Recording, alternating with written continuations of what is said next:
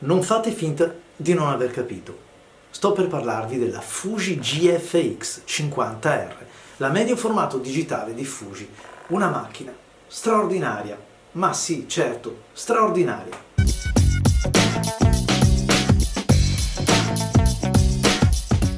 E allora grazie a Luca e a Gabriele di RCF Foto Livorno, due appassionati ancora prima di due negozianti che trattano articoli di fotografia, perché è proprio grazie alla loro passione che si mettono in casa oggetti anche un po' particolari, come un medio formato, come alcuni obiettivi straordinari che vi ho già presentato, il 200-500 f2.8 Sigma, l'avete vista la recensione? Andatela a vedere. Il 100-400 Nikon Z, introvabile, ineguagliabile, medio formato digitale, medio formato un sensore da 44x33. Chi di voi si ricorda i primi dorsi della Leif, della Mamiya, quelli anche della Phase One? Questo era il formato. Il vantaggio dov'è? Perché tutto sommato, insomma, tra il 24, 36 e 33, 44 non c'è un salto quantico. Il vantaggio sta nei fotodiodi, perché in questo caso la 50R ne ha 50 milioni, più o meno come può averne una Z7, una R5 e anche qualcuno in meno della Sony serie R, l'ultima arrivata che ne ha 60.000. Ma non sono i numeri a darci la reale percezione della qualità dei file. Innanzitutto una parte di merito se la prende questo obiettivo, ma ne parliamo dopo. Ma il sensore. Il sensore è più largo, i diodi sono più grossi, una capacità quindi di recepire la luce in modo diverso. Vi proporrò un video dove metto a confronto questo sensore con i 50 megapixel, quindi altrettanti megapixel, della Canon EOS R5, ma lo confronterò anche con il sensore Foveon della Sigma SD4H, molto più povero, si intende, però è un sensore di quelli che ha molto da dire. Quindi una bella prova interessante. Esiste la GFX 50S, la 50S2, poi la 100 e persino la 100S2 recentemente presentata. Questa è la 50R con la sua sensibilità da 50 a 102 mila e rotti, con, pensate, un tempo di scatto minimo di 60 minuti ed uno massimo di un 16 millesimo. Questi sono dei valori interessanti per il professionista, sia per un versante che per l'altro. Poi sì, vabbè, l'autofocus è a 117 aree, però non è il suo cavallo di battaglia. Il video si ferma al Full HD. Oggi bisogna riconoscere che non è adeguato alle altre camere, anche a camere molto meno blasonate e importanti. La raffica, wow, 3 fotogrammi al secondo, signori, e qui siamo veramente a livelli di vertice, ma è una camera che non nasce per questo. C'è un mirino con insomma una risoluzione diciamo buona, e il mirino tra l'altro è anche bello luminoso, e 1280x960 pixel, così come il display che si ferma a 1024x680, ma non è articolato a 360 gradi, ma è soltanto basculante. La camera pesa 770 grammi e questo è un'altra bella notizia. Sembra una grande reflex, anche se è molto sottile sui fianchi. A me piace parecchio, mi ricorda un po' quello che può essere la Mamiya, mi può ricordare altre fotocamere, per esempio l'impugnatura non è molto pronunciata, a me va bene per le mie mani, forse può essere un pochettino sfuggente per qualche mano un po' più grossa, ma la sensazione è quella di impugnare una camera solida, un carro armato non per pesantezza ma per robustezza, assolutamente un pregio. Del resto conosciamo Fuji. Anzi, quelli che come me utilizzano il grande formato, ma anche il medio formato, sanno benissimo che le lenti Fujinon sono lenti di altissima qualità. Le troviamo nel grande formato, uno dei più classici può essere il 240A, il 150, il 180 Fujinon, ma anche gli obiettivi, quelli più grandangolari come il 90. Per non parlare di tutte le camere medio formato di Fuji, compresa una 6x9 di qualche anno fa, a pellicola si intende, che richiama un po' le folding di un tempo. Insomma, Fuji con la pellicola ci ha lavorato tanto ed è quindi capace di riprodurre questi look fotografici che evidentemente ha nel DNA. Infatti i vari picture style della camera, che sono comunque customizzabili, ricordano proprio e portano i nomi delle principali pellicole della casa. Parliamo della macchina. La macchina ha il suo peso, anche se poi alla bilancia sono 770, insomma circa 800 grammi, quindi non è più pesante di alcune reflex, però vedete io la sto tenendo, adesso comincia un po' già a stancarmi, non tanto la camera ma gli obiettivi. L'obiettivo è un bel pezzo di vetro, bello nel senso che è davvero bello, ben fatto, ben realizzato, pesante il giusto, c'è vetro. Una fotocamera compatta, dicevamo, il mirino è l'elemento caratterizzante, un mirino posto lateralmente. A qualcuno può piacere, a qualcuno no. A me tutto sommato non dà affatto fastidio, mi interessa che faccia bene il suo lavoro e questo lo fa.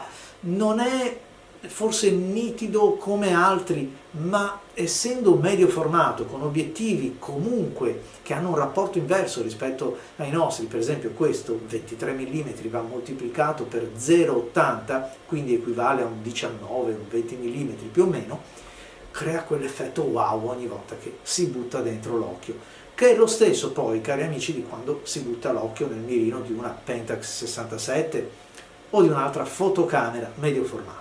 Quello che un pochettino invece non è molto pratico, e chiudo quindi l'argomento che ho iniziato, è l'autofocus. Insomma, potrebbe fare meglio o comunque c'è molto meglio in giro.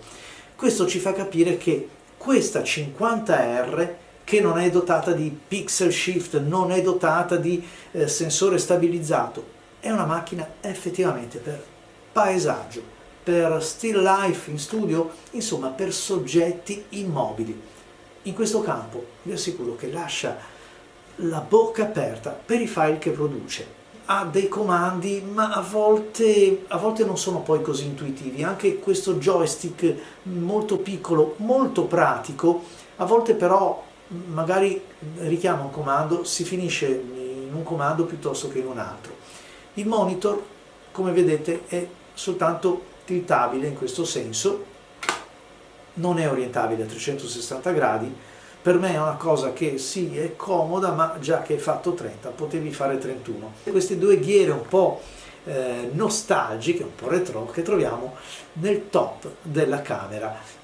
La possibilità di intervenire sui tempi, una bella ghiera zigrinata per i comandi della modalità oppure di altre funzioni che possiamo personalizzare, e poi la ghiera della sovra sottoesposizione manuale, così come piace un po' a tutti i fotografi vecchio stampo, quelli abituati come me ai leveraggi manuali.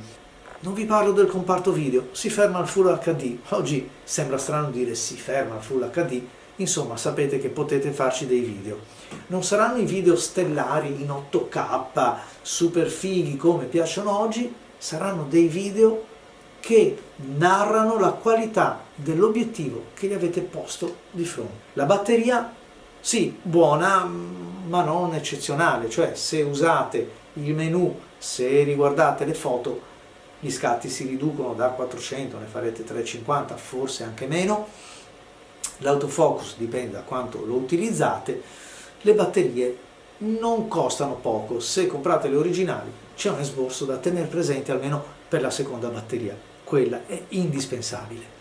Bilanciamento del bianco, strepitoso, molto vicino a quello che ho incontrato sulle Panasonic, parlo di quelle della S1 R, della S1 semplice, però ancora meglio perché c'è una sensazione più distesa, quindi per dirvi, i nostri occhi vedono anche inquadrando nel mirino una certa dominante indotta, che so, dalla luce artificiale o da un riflesso, da una luce con una temperatura colore particolarmente calda. Sto registrando a settembre, quindi abbiamo queste giornate con questa luce calda, quasi arancione nel pomeriggio. Beh, la foto poi risultante, cioè il file, è un bianco perfetto che veramente spiazza. Mi sono piaciute le caratteristiche della pellicola, cioè dell'emulazione, persino della grana, posso decidere se farla debole, forte, vabbè, mi direte, sono tutte cose che posso fare anche comodamente in camera chiara. Qui però ho già il risultato, mi può servire, a me è servito come previsualizzazione di quello che poi andrò a fare sul RAW. A proposito di RAW, sono dei RAW veramente lavorabili. potete tirarli, estenderli, ma certo, perché comunque sono dei fotodiodi, lo abbiamo detto, molto grossi rispetto a quelli piccoli stipati in un sensore APS-C che fa 30 megapixel.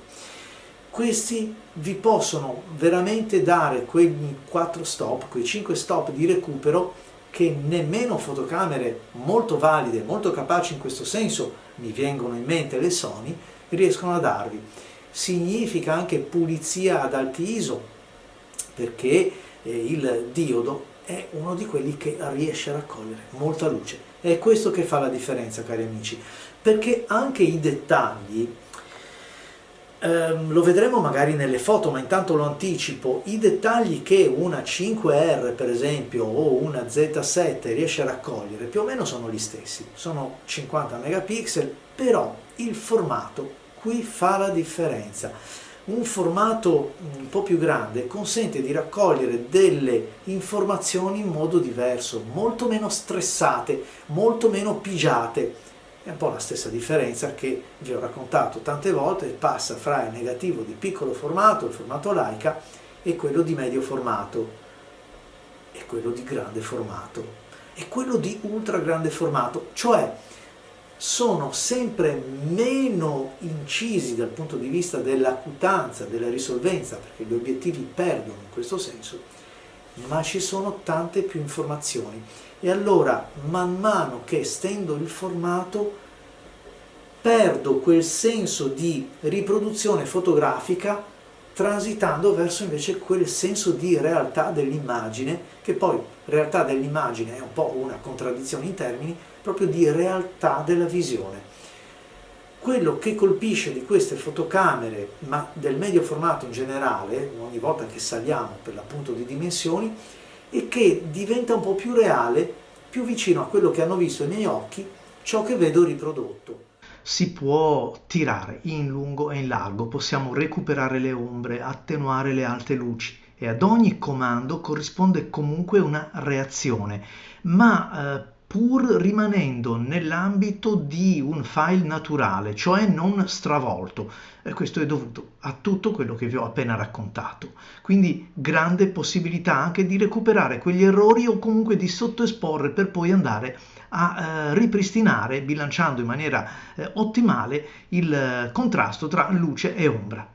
Anche una volta che abbiamo operato comunque questi interventi, guardate l'immagine al 100% dei pixel è assolutamente naturale e non artefatta o modificata. Ora accelero la ripresa per mostrarvi come gli interventi, guardate, creano davvero anche per 4-5 stop comunque un'immagine naturale. Guardate il dettaglio che è possibile andare a recuperare su queste immagini attraverso questo sensore, e non dimenticate che le foto sono state generate da un 23 mm. Le cose senza dubbio migliorano ulteriormente quando si utilizza un normale, quindi un 75, anche un 80. La tenuta agli alti ISO è di ottimo livello. Il primo dei due scatti che vedete a sinistra è a 25 e rotti 1000 ISO, eccolo qua. Guardate, comunque il rumore certo è presente, ma il file è comunque spendibile, sono 25.000 ISO.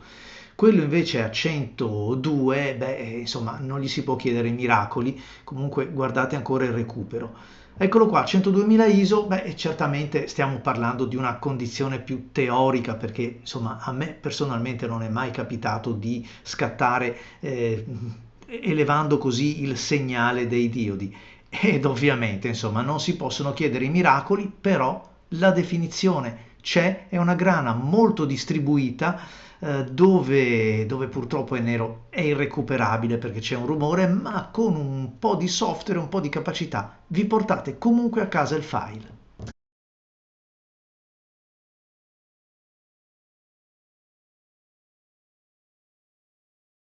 Ed infatti il risultato del test di ISO invarianza che abbiamo qui a fianco, 3 scatti, il primo effettuato a 6400 ISO, il secondo sottoesposto di 2 stop e il terzo di 4, vi dimostra come effettivamente con un sensore degno di tal nome sia consigliabile sottoesporre per poi andare a recuperare. Guardate qui, questi sono 4 stop abbondanti di recupero, affiancando i 3 file, quindi a sinistra quello originario, il secondo è quello a 1600 con 2 stop di recupero, e questo a destra con i 4 stop. Vedete che il migliore per contrasto, definizione e qualità complessiva è proprio questo, quindi un sensore che dicevamo all'inizio, assolutamente di alta qualità, così come è la macchina, questa Fuji GFX 50R. Mi ha colpito molto. Vi faccio vedere per ultimo il recupero di una scena notturna, perché poi alla fine, d'accordo i test, ma contano i fatti. Sono di sera, ho aspettato che venisse buio, sotto un portico, guardate cosa si recupera. Andate a vedere, a posare l'occhio sulla gettata di cemento che sta qua sopra, anche che tipo di dettaglio sia stato preservato nonostante i 5 stop che avete visto recuperati qua nell'esposizione. Davvero notevole, davvero lodevole. E a proposito di obiettivi, Fuji ha lasciato sul mercato 2 obiettivi decentrabili e basculabili. Finalmente, che bello! Perché effettivamente un limite che io percepisco con queste medio formato, tutte perché più o meno tutte hanno un parco ottico un po' limitato, è proprio quello di non avere la decentrabilità. Non dico il basculaggio, che lo utilizzo percentualmente meno, ma almeno la decentrabilità, il decentramento, che sia nel paesaggio che nell'architettura o negli interni ancora di più si rende strettamente necessario. Ecco che arrivano questi 2 obiettivi, ovviamente con un costo paragonato al bagaglio tecnico e alla dotazione tecnologica che si portano appresso, quindi sarà meglio trovarli nel mercato dell'usato, perché nuovi sono davvero un po' costosi.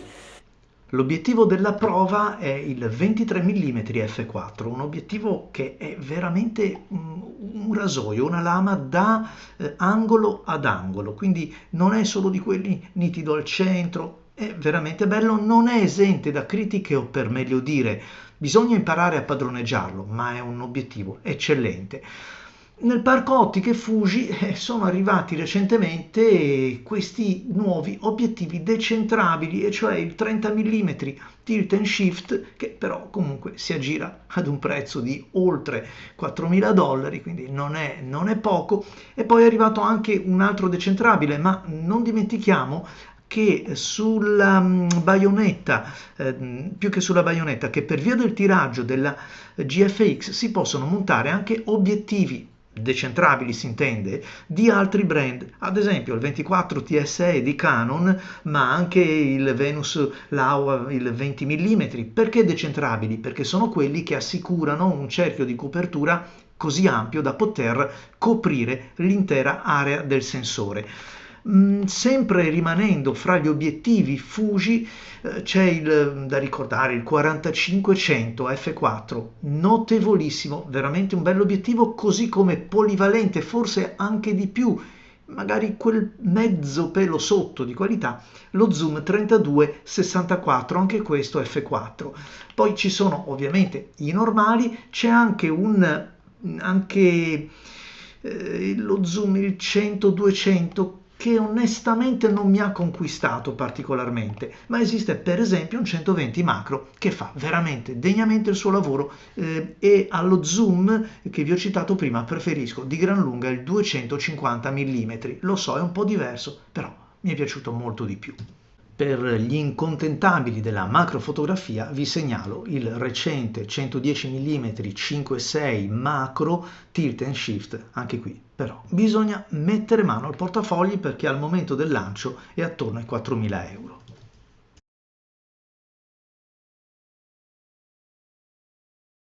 Questo 23 mm, vi ho detto, mi ha colpito molto.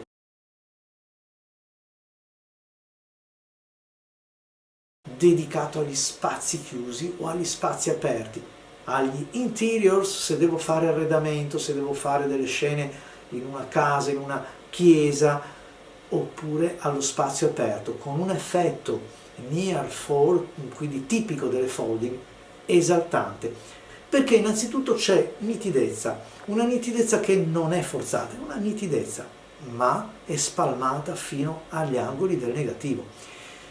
negativo digitale si intende, è strabiliante poter vedere come, a parte una lieve caduta insomma di luce, secondo me anche parzialmente corretta dal software, ci sia nitidezza, cioè lo stesso grado di nitidezza anche nei bordi del negativo. Quindi un obiettivo veramente da 10 e forse anche 10 e lode.